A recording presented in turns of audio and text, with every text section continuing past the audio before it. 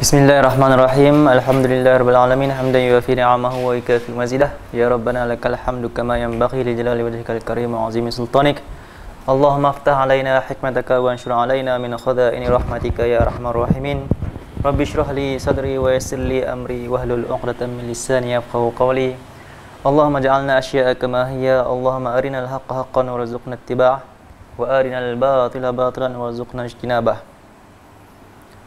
Baik, pada pembahasan pada video yang lepas kita dah membahaskan berkaitan dengan apa itu tasyri' samawi dan juga tasyri' wadai. Dan kita juga telah membicarakan apakah perbezaan antara kedua-duanya. Perbezaan di antara tasyri' samawi dan juga tasyri' wadai. Apakah kelebihan? Kita dah membincangkan apa kelebihan tasyri' samawi berbanding dengan tasyri' wadai. Baik. Untuk hari ini sebelum kita meneruskan perbincangan, suka untuk saya tekankan di sini bahawasanya apa yang kita perbahaskan sekarang ialah berkaitan dengan ilmu tarikh tasyri' islami. Ilmu tarikh tasyri' islami bukannya berkaitan dengan hukum fiqh. Bukan berkaitan dengan ilmu akidah, bukan berkaitan dengan ilmu tasawuf. Ia berkaitan dengan sejarah. Jadi dia merangkup secara umum semua ilmu tersebut daripada aspek sejarah, perkembangan ilmu. Jadi apa yang kita perolehi, apa yang kita boleh ambil daripada mengetahui sejarah? Pertamanya, apa yang kita boleh peroleh apabila kita mempelajari perkembangan ilmu daripada setiap zaman? Pertamanya, kita mengetahui asal-usul. Asal-usul bagaimana terbentuk, bagaimana terbinanya sesuatu ilmu. Keduanya, kita mengambil pedoman daripada perkembangan sejarah. Yang khususnya kita tengok melalui aspek perkembangan ilmu. Itu dua yang kita cuba ambil daripada dengan meneliti perkembangan ilmu. Begitu juga kalau kita lihat bagaimana kita belajar ilmu-ilmu sejarah berkaitan dengan sejarah negara Malaysia khususnya, ataupun berkaitan dengan sejarah Islam. Apa yang kita nak peroleh daripada belajar sejarah? Pertamanya, kita nak kenal asal-usul kita. Nak kenal dari mana kita mai. Nak tahu daripada macam mana Islam tu muncul.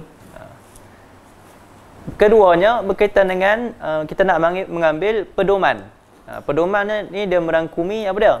Merangkumi apabila setelah kita meneliti sejarah, ada satu kebaikan yang kita boleh peroleh daripada perjalanan sejarah.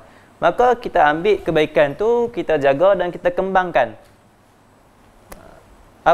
Sekiranya setelah kita meneliti sejarah itu, kita mendapati perkara yang penyebab kepada kerosakan.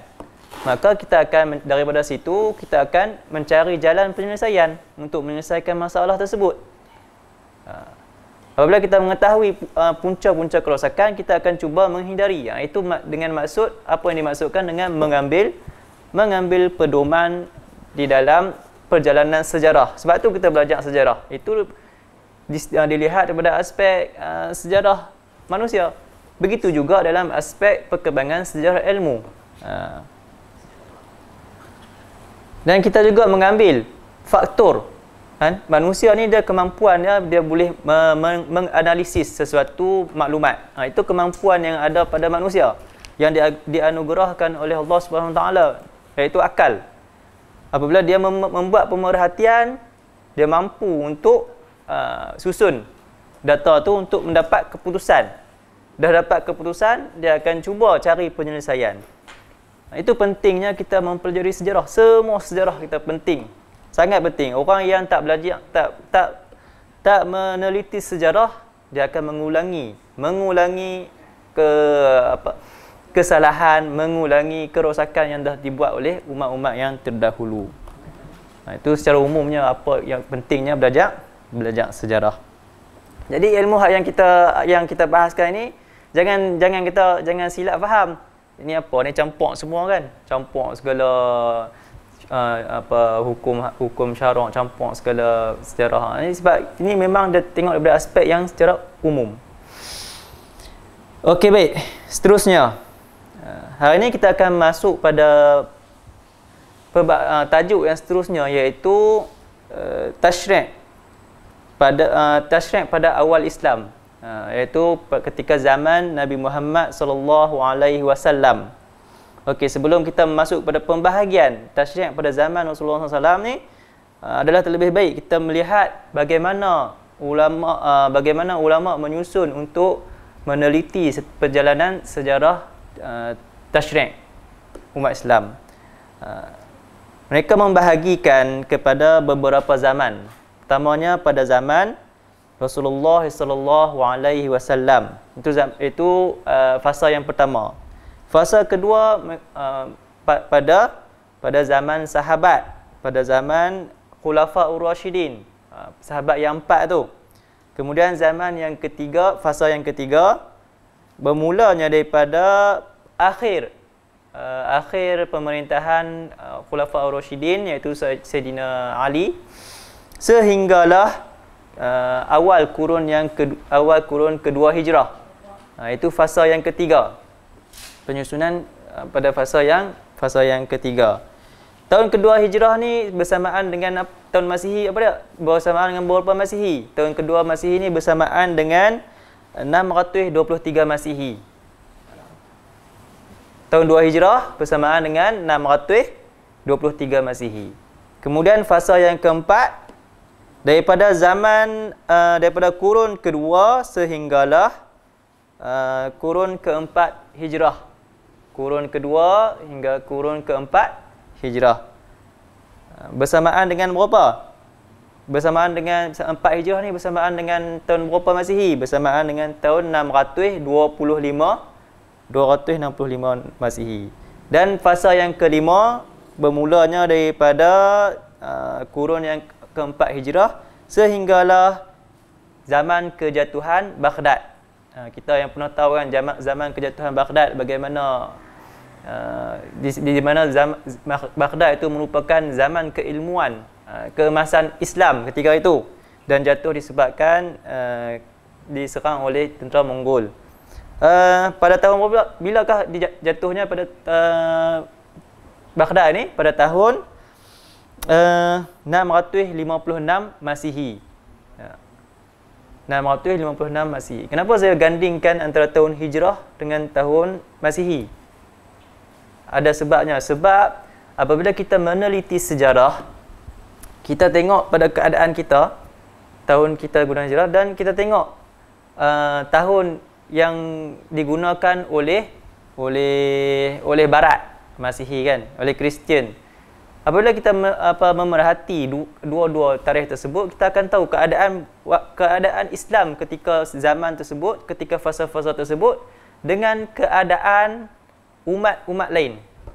Contohnya Islam muncul di Timur Tengah, di Mekah kan. Apabila kita tengok pada tahun Hijrah, contohnya tahun Hijrah 2 Hijrah bersamaan dengan 623 Masihi, kita akan lihat bagaimana keadaan umat lain ketika itu. Begitulah kita menganalisis sejarah. Kita melihat secara universal, secara menyeluruh. Dengan itu kita akan dapat mengetahui secara lengkap apakah yang berlaku ketika zaman tersebut. Itu berkaitan dengan penyusunan. Baik, sekarang kita masuk pada asrul awal, iaitu fasa yang pertama daripada sejarah pensyariatan Islam, iaitu zaman asrul Rasulullah SAW, zaman Rasulullah SAW. Baik, Nabi Muhammad SAW dilantik menjadi nabi pada tahun 610 Hijrah.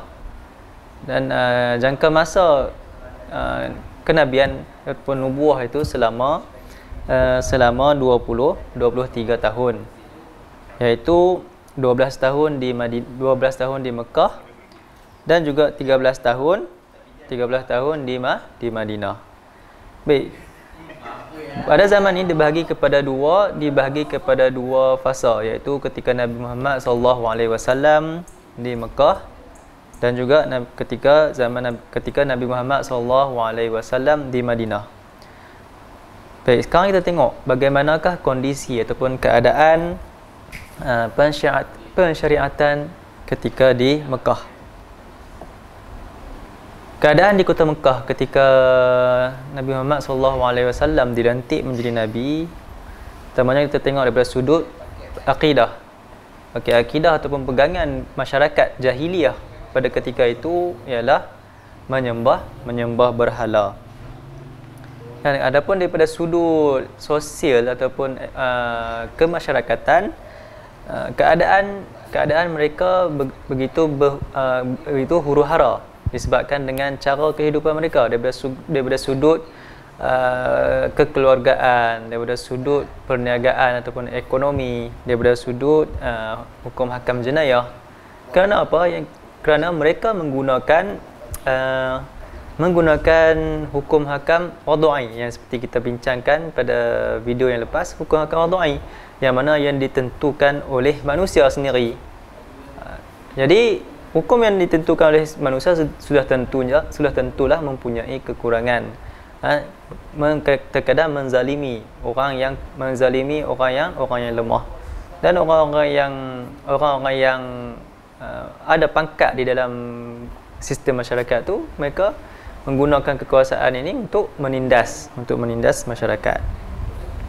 Baik, apakah yang dilaksanakan oleh Nabi Muhammad SAW ketika baginda diutuskan, ketika baginda dilantik menjadi nabi? Iaitu pertamanya baginda cuba berdakwah secara ketika di kota Mekah ni bentuk berdakwah secara rahsia. Jadi apa tujuannya Nabi Muhammad SAW buat? Apa yang dilaksanakan iaitu mengislahkan akidah, iaitu pegangan yang terlebih dahulu. Daripada sudut apa? Daripada sudut kepercayaan kepada Allah Subhanahu Wa Taala sebagai Tuhan yang Esa, dan menyampaikan bahawasanya kerasulan baginda dan juga menceritakan berkaitan dengan kitab, iaitu Al-Quran, menceritakan berkaitan dengan para malaikat, kan? Kemudian menceritakan berkaitan dengan hari akhirat, dan juga bentuk tasyri' pada ketika di kota Mekah. Ayat-ayatnya banyak menceritakan berkaitan dengan kisah umat yang terdahulu. Jadi ada tiga corak penurunan penurunan Al-Quran ataupun tasyri' pada zaman ketika di kota Mekah, ketika Nabi berdakwah di Mekah.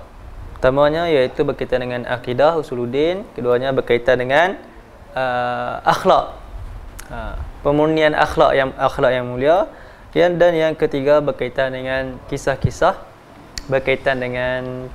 umat yang terdahulu.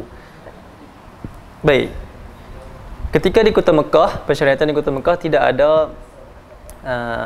ada ayat yang berkaitan dengan hukum, tidak ada ayat yang menceritakan berkaitan dengan hukum hakam. Kerana apa? Ini hikmah penurunan Al-Quran secara berperingkat. Sekiranya ayat Al-Quran itu turun untuk terus menghukum, untuk mengharamkan, nescaya umat ketika itu akan menolak apa yang dibawa oleh Nabi Muhammad SAW. Seperti itu juga kita, kan?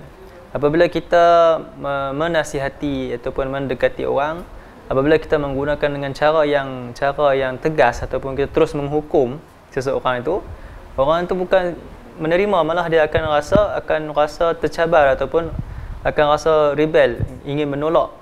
Walaupun apa yang kita nak sampaikan itu sebenarnya betul, tapi dengan cara kita approach, cara kita nak mendekati itu dengan cara yang kasar, kita katakan kasar, dan juga kita dengan cara menghukum orang. Jadi penerimaan itu akan jadi susah. Itu hikmah penurunan Al-Quran. Dan Al-Quran diturunkan ketika di Mekah ni dalam bentuk penceritaan, supaya apa? Supaya mengingat kembali apa yang telah diberikan oleh Allah Subhanahu Wa Taala. Jadi bangsa jahiliah ni, mereka ni mempunyai sejarah dan mereka tahu apa yang telah berlaku kepada nenek moyang mereka. Apa yang nenek moyang mereka buat sebelum tu, sebab itu juga kelebihan bangsa Arab, kerana mereka menjaga silsilah nasab. Menjaga silsilah nasab. Menjaga silsilah keturunan, kan? Jadi apabila Al-Quran datang menceritakan kisah-kisah umat terdahulu, menceritakan nikmat-nikmat yang telah diberikan kepada umat-umat terdahulu, menceritakan berkaitan dengan siksaan ataupun balasan yang diberikan kepada umat-umat terdahulu, mereka tahu benda ni. Jadi kerana akan memudahkan penerimaan apa yang dibawa oleh Nabi Muhammad sallallahu alaihi wasallam. Dan secara dengan itu mereka akan mengakui bahawasanya apa yang disampaikan oleh Nabi itu perkara yang benar, dan Nabi Muhammad sallallahu alaihi wasallam itu rasul ataupun utusan Allah Subhanahu wa taala. Baik. Itu serba sedikit berkaitan dengan corak penurunan ayat Al-Quran ketika di kota Mekah, yang kita faham sebagai tasyri' lah, kan? Okey, baik. Seterusnya, mari kita lihat bagaimana dan kenapa berlakunya kerosakan dan mereka digelar sebagai jahiliah. Kita nak melihat apa punca mereka digelar begitu. Pertamanya iaitu kerana mereka mengikut apa yang disembah ataupun apa yang disembah oleh nenek moyang mereka. Ini dipanggil sebagai taklid. Apa itu taklid? Taklid ni kita mempercayai sesuatu, kita berpegang dengan sesuatu tanpa mengetahui sebab. Ataupun tanpa mengetahui dalil lah. Jadi senang mudah faham, kan? Ikut je apa yang nenek moyang kita buat tanpa mengetahui sebab apa dia buat begini, kenapa dia buat begini. Daripada perkara tersebut menyebabkan kerosakan kepada akidah. Sama begitulah juga kita apabila kita melaksanakan sesuatu hanya dengan mengikut orang, kan? Jadi kita tak tahu punca, sebab musabab kita tak tahu, lama-lama kita akan tak menggunakan kita punya akal fikiran. Bila orang tanya sebab apa buat ni, itu dah mak ayah aku buat macam ni, nenek tok wan aku buat begini dan begini, tanpa mengetahui sebab musabab. Itulah punca utama penyebab kepada kerosakan.